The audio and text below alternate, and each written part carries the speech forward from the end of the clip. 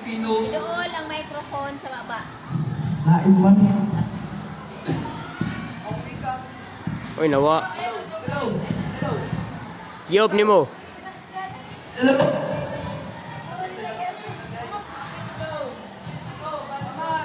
Hello. Ang wikang Pilipino sa pambansang pagpapaunlad. Ang wikang Pilipino ay mahalagang instrumento sa Saboy. Okay.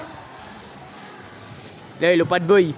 Ang wikang Pilipino ay mahalagang instrumento sa pambansang pagpapaunlad dahil ito ang nagsisilbing tulay ng komunikasyon at pagkakaisa ng mga mamamayan sa kabila ng pagkakaiba ng kultura at wika sa Pilipinas.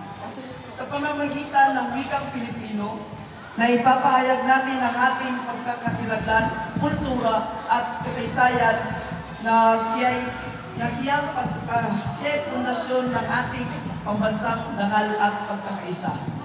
Sa larangan ng edukasyon, pamahalaan at ekonomiya, ang wikang Pilipino ay nagbibigay daan upang mas madaling maunawaan ng lahat ang mga programa at pulisiya na naglalayong paunlarin ang bansa. Ang paggamit ng pambansang wika sa pagtuturo ay nakakatulong upang magkaroon ng bantay-bantay na oportunidad ang bawat Pilipino na matuto at makibahagi sa pag-unlad ng ekonomiya.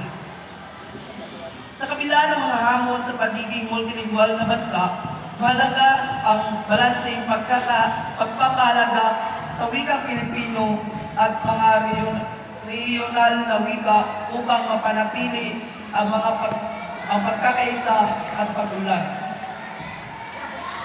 Ang pagtutulungan ng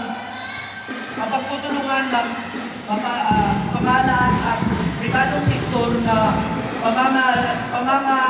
pagpapalaga ng wikang Pilipino ay susi upang makamit ang isang pagkakaisa at maunlad na Pilipinas. Sa ganitong paraan, ang wikang Pilipino ay hindi lamang daluyan ng komunikasyon kundi isang makapangyarihang kasangkapan sa pambansang pagpapaunlad. Eh.